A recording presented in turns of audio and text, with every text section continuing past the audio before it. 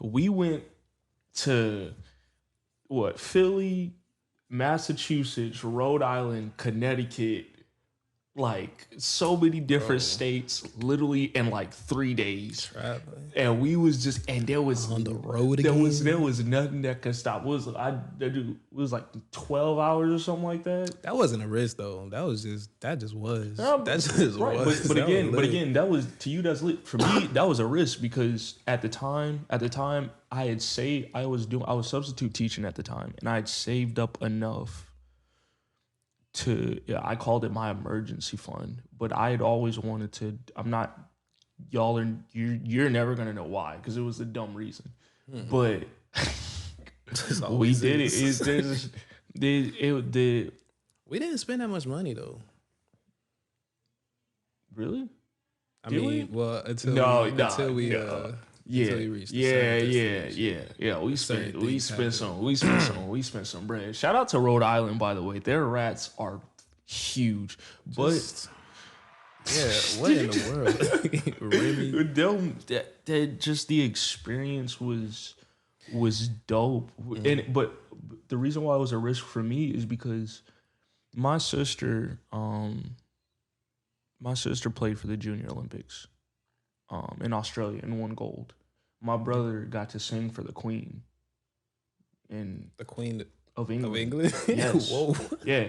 Yeah, like, They like still got a queen over there. yeah, That's yeah, crazy. she's still alive. Shout out to the Queen. Queen, Your Majesty. But yeah, I haven't traveled outside of the country like ever. And Yeah, me and neither. but it's like But inside the country, bro. I've no been right, to but at the places. same time, I never traveled up north. The furthest up north I went was like Delaware, and that was Interesting. but that was a family trip, and we were forced to go. I didn't want to go, because it's like I'm around my parents. I ain't want to. You're limited because you're around your family, quote unquote limited. But when it was me and him, the sky. First off, don't ever if anybody on this podcast listens to ever me say, don't ever say let's go somewhere because he's gonna be like yes, and it doesn't matter. Like the first time we were supposed to go the year before, but I got cold feet and I was like nah. And I went by myself. Yeah, and you went by yourself, and I was like, this year I'm not gonna get cold feet because I was scared because I didn't know what was gonna happen. But I was like, you know what, fuck it, let's go, and we went, and the drive wasn't even that bad. You would think 12 hours would be impossible, but I was asleep. he was asleep the whole time. I no, you drove like the first hour. lucid dreaming. You drove the first hour, and then would wake up every couple hours, be like, "Do I need to drive? Nah, all right, but go right back to sleep." I would wake up. We would freestyle Yep, for a little bit. I'd be like, for "All a right, little I'm bit, going and back then to we would sleep." we would hit the road. I'm talking about, and I didn't stop. At all. I I was know. like, I take it back. Justin, please. I stopped. see your eyes closed. I, And he's I like, stopped. no. I stopped I one. can I make stopped it. one time to fill up water and grab cash because we kept going through the polls and Yo. not paying, and it was really. And they were like, "You need to pay," and we were like, "No." Since I didn't know, can I get this one Right, pass? right. Just this one time. So and then come to find out when we got on, we didn't even need half the money we had in our head. It was, but I got to meet a whole different side of your family I ain't never met, and that was amazing. And they accepted me. They were That like, was cool, "You're a 'cause- part of us. yeah. You're our cousin." Not a lot of my friends get to meet a lot of my family because they're just so like around. Like my dad's side is on the West Coast and my mom's side is on the East Coast, and they're both in the North. Like my dad's from Seattle, mom's from Connecticut, and their families are like mainly stay around there. And we normally visit them. Like they don't.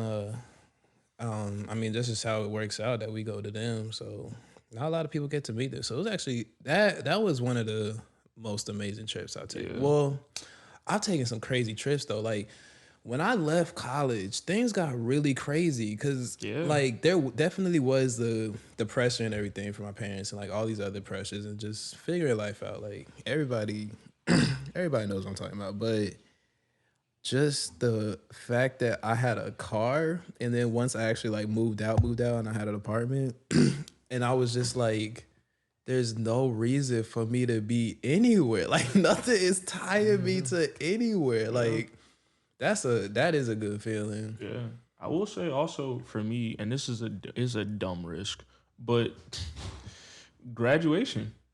Like after you graduate and that first couple weeks where you don't have class anymore, like that was different to me. I didn't understand it, and I was like, oh, so that's it? And he's like, yeah. It's like, so you mean to tell me my I was job? Right, exactly. Like job? I didn't the job I was supposed to have. I did my internship at Carolina Performance, and they were before that was literally right when COVID happened, and the conversation with them, they were talking about hiring me and Tim at the time. It was like 6 figures. I remember you was telling me about how Yeah. that white woman. Yeah, no, yeah, they try to set, yeah, I ain't.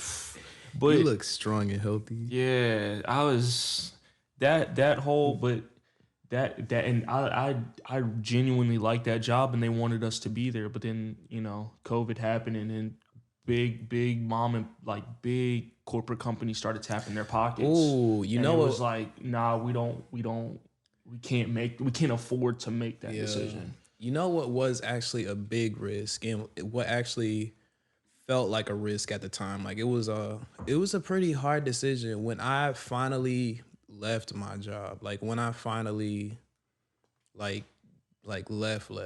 Like for me, because it was such a weird place that I was in, where it was like I hated my job, but I had this thing in me that was like, you shouldn't hate your job. Like this is the only way to get money. This is the only way to have. So like, don't hate it. Like if you hate it, it's just because you're lazy. Like you don't want to be working. You don't want to be working. But then there was the other side of me that was like, but what if I was doing what I love? Like I feel like I would be working so much more efficiently. And it was also when I hadn't really done all the work of like going deep inside and like really trying to figure out like what is my like true self, like just ignoring a lot of questions, stuff like that. But it was a hard choice for me to actually be like, you know what, I am not going to accept this. I'm not going to it's not gonna be me, and I might end up poor and homeless like out here. And that's gonna be what it is. And that almost happened. It still could happen. Yeah, I'm off of savings right now. Yeah, it still could happen. But it's also like that's a testament to your dedication, though, because you did build up yourself to be able to. That's the thing, yeah. And I could be poor right now. I honestly think I could live in the wood. Like, is that a flex? If I flex it right now, is that even a flex? I don't know. Find out next time. I could live in the woods. Be like Bear Grylls. But I do feel like the situations that I was scared of when I was leaving my job, I'm no longer scared of. The relationship I had with music was not where it is now, and which is I love where it is now. I love the music I'm doing. I'm loving the people that I'm meeting. Just like all of these experiences are just crazy, and so it's not a risk to me now. I know it was the right decision. Like it feels good and it resonates with me. But at the time, that was hard. Oh, well, I guess another risk that I'm kind of moving in the direction of now is, as we were talking about earlier, with Twitch. That's I love playing video games.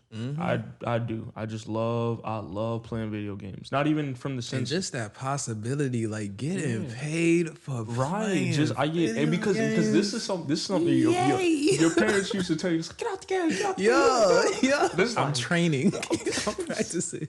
Yeah, but all these niggas would want to smack their parents. Oh, I would never get paid off. Who's that? What was it? Fortnite nigga with the blue hair. Twitch. I'm not Twitch. Ninja. And how much did he make? Like some millions, bro. Yeah, just off playing. Now I know his the difference between, I guess, me and a lot of people that quote unquote take it seriously. I'm not in it for.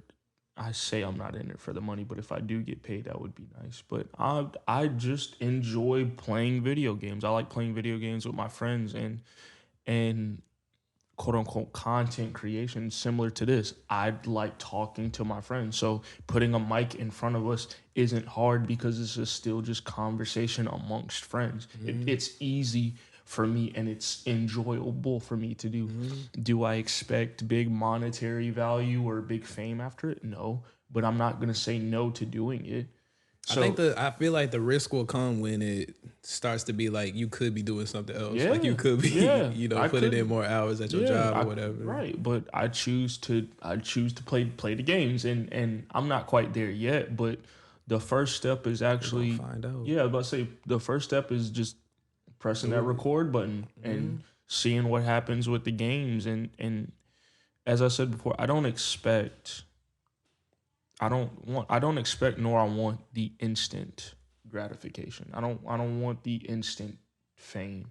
I don't care for that. I want the slope. I want those long nights where I don't know if this was the right decision to make. Or I want those long nights where it's just I don't, because for me it's like no, I do though. And the reason why I do is because once you make it, you will appreciate it even more. Because it's like true.